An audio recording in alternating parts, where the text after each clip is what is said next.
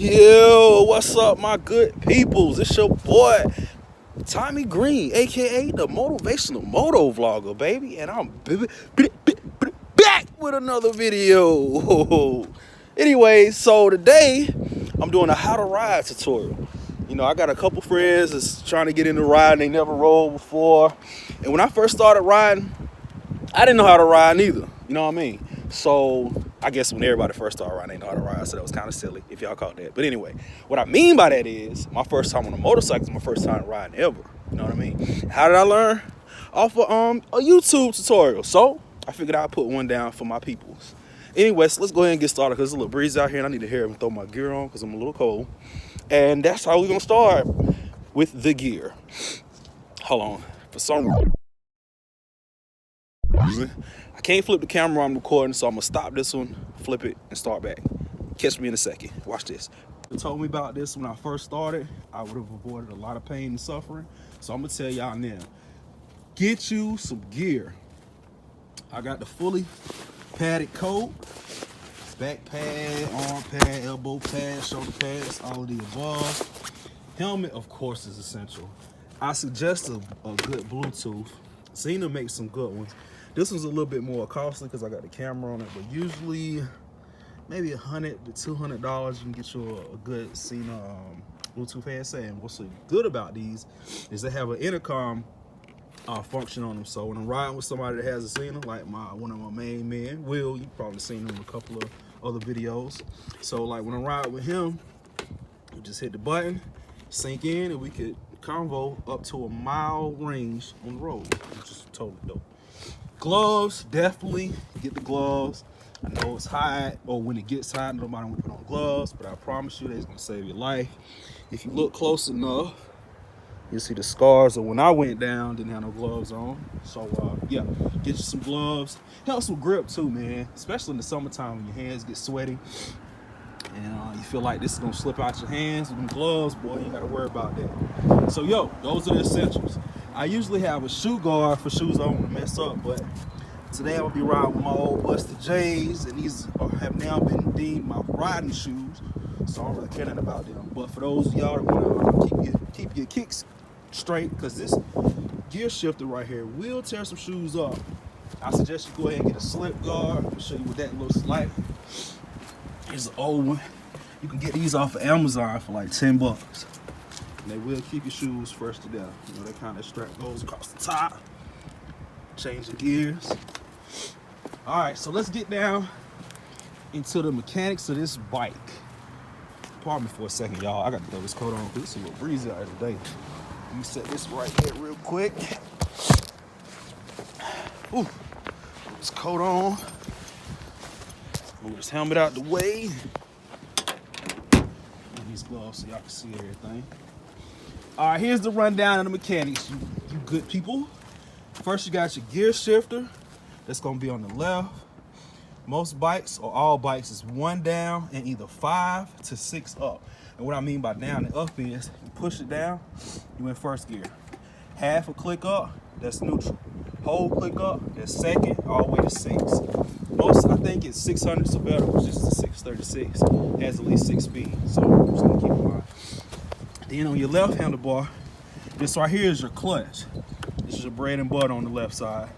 Get familiar with it, like it, love it, all the above. On the switches, you got your high beams, low beams, signal light, lap button. A lot of people don't know about the lap button like that. The lap button is just, it's like a timer. You got the lap. If you got a lap button, you have the lap function on your speedometer. What you do is when you turn it on, you just hit that button when you want to like time the lap. Like you tap it every time you do a lap, and it kind of keeps count of the time or something like that. I don't ever use it. Anyway, on the other side, you got your front brake. Bam. This is your most stopping power. You're gonna use this brake more than anything.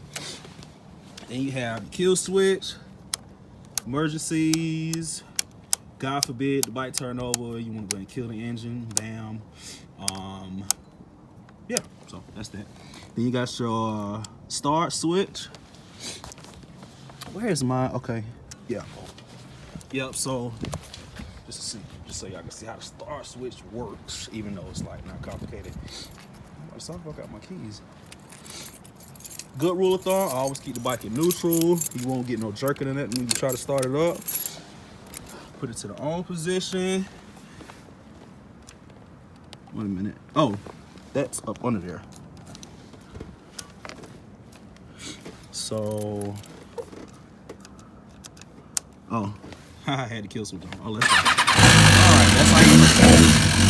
And this, to be honest with y'all, I didn't even know what this button does. Probably another timer off. But anyway, let me cut this off so y'all can still hear me. And then on the right side, oh, we already went over the brake. But then, the right peg, that's your rear brake.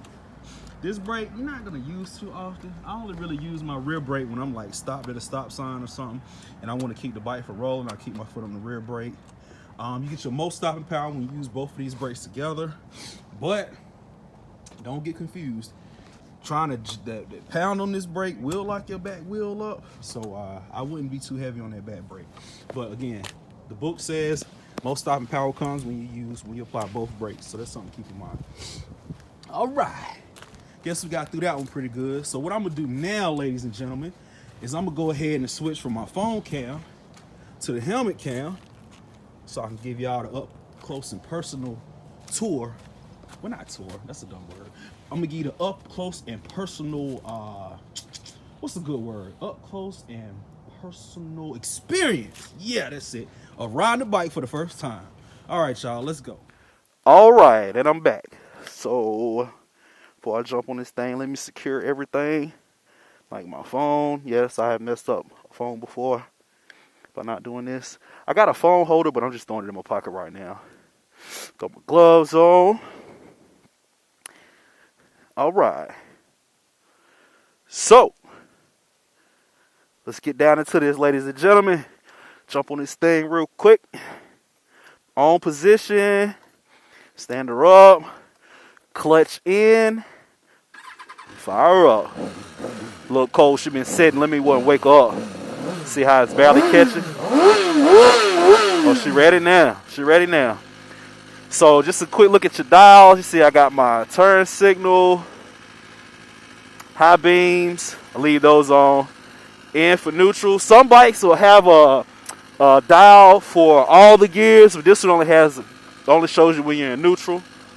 You back this thing on up to the street. Ignore that F1 light. That's like the bike's check engine light.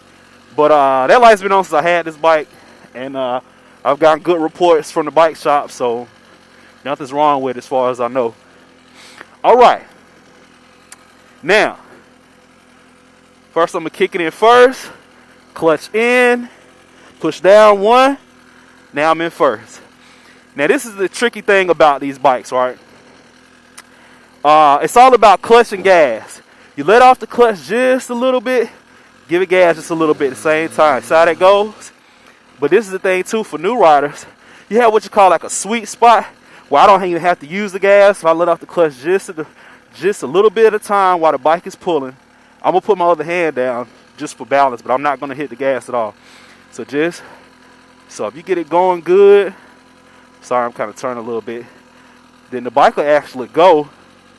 See how that works? No gas. Get a little gas if I want to. Get a lot of gas if I want to. Oh, it lifted up. That's another tutorial for another day, y'all. All right, so y'all see how that works. Let me stop again. I'm going to show you the transition for first and second. Well, matter of fact, I'm going to go ahead and get to this straightaway first. Now, if you listen to your RPMs will tell you when to switch, when to shift, that is. When it gets too high, I usually shift around 6 and 5, depending on how fast I'm going. Another thing, too, if you let up off the clutch fast, the bike is just going to choke off. Now, don't be afraid of this. Some people are afraid to choke off, but it's not going to throw you. As long as you got a solid foundation or whatever, it's not going to get thrown. So I'm going to show y'all what happens when the bike chokes off, just so you see that it's no big deal, right? Let off the clutch too fast, that's all that's going to happen. Y'all just going to kick off. One more time, just to show you it's not dangerous if you mess up and let out the clutch too fast. Now, if you let out the clutch too fast and you hit that gas, then you're in trouble. But if you barely touching the gas or ain't got no gas on, you let out too fast, that's all it's going to do is just jerk. It still gives me a tight feeling in my stomach. It's a little scary, but at the same time, I know it's not going to hurt me. All right, so we're gonna see what this transition look like. All right, we in first. Take off slow. I'm acting like I'm a new beginner. See how I'm giving a little bit of gas and I'm letting off the clutch at the same time? As soon as it catches momentum, you hear that RPM's too high, push the clutch in, kick up one hard time. Because remember, second gear, you got neutral in between. Hold on, I'm going to go to third. See that? Boom, click up. It's that simple. Also, when you're changing gears, remember, when you change gears, let off the gas, push the clutch, change the kick up, let it go. Push the gas down. You see how that works? Simple. Slowing down. Now, this is another thing to remember, too.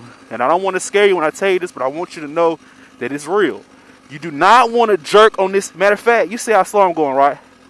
See how the bike dips real hard when I hit that clutch hard?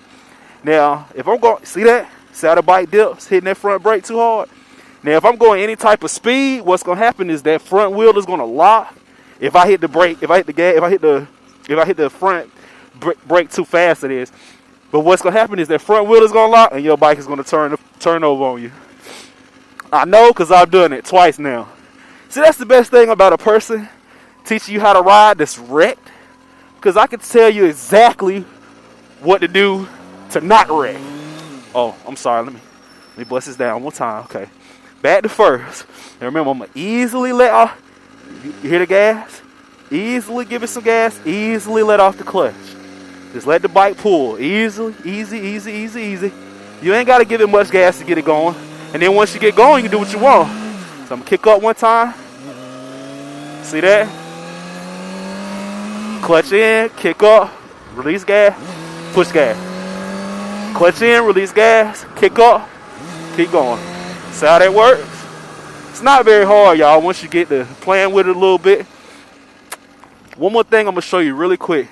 They call this counter steering. This is for taking turns and stuff like that. Now, when you turn, you want to lean a little bit into the turn, especially if it's a deep turn. The more you lean, the sharper the turn. But to get your bike to lean, you actually have to turn it in the opposite direction. That's why they call it counter steering. And when I say opposite direction, I mean if I want the bike to lean this way, then I'm going to pull the steering wheel that way just a little bit. I'm going to show you what it looks like. Now check me out. First, take off slow. Go to second. Now watch what happens. Now I'm going to turn the steering wheel a little bit to the right. See how the bike leans over? Turn it a little bit to the left. It leans to the right. See that? I can show you with one hand. A little bit to the left, it leans to the right. A little bit to the right, leans to the left. See that? It automatically makes the turn for you pretty much. Like, boom. I'm leaning into this. See how that works? But I'm actually pushing the steering wheel a little bit to the right, even though I'm going left. See, nothing. Now with slow turns like that, of course, you could go ahead and just turn the steering wheel which direction you wanted to go in. Counter steering is mostly for when you really rolling good. You got a good momentum. See, like that little turn right there, I just turned the steering wheel. I'm making this left, I'm just turning left. See how that works? But I'm going slow. I would take this a little faster. This is a stop sign. I don't know what's coming around that curve. Alright, so I'm just turning right. But I'm turning the steering wheel right. Now notice, let me switch gears. And you notice I'm up to 30 something, right? So I can lean it. I push it to lean it. So I'm going to take this curve a little fast. Lean it. And so I'm leaning into the curve too. But I'm making the bike lean by turning the opposite direction. My suggestion is when you first get on, just play with it a little bit. It don't take much. Turn the steering wheel just a little bit and you'll feel the bike leaning over. You see that? Not hard at all. One more time. I'm going to show y'all the takeoff, right? Try to do it with some aggression this time. I forgot about that hump though. Alright, first gear. I'm in first, right? All the way down. A little bit of gas. Let off the clutch just a little bit. So I feel that sweet spot. So I feel it pulling just a little bit. Second. See that? Push clutch in, let off gas.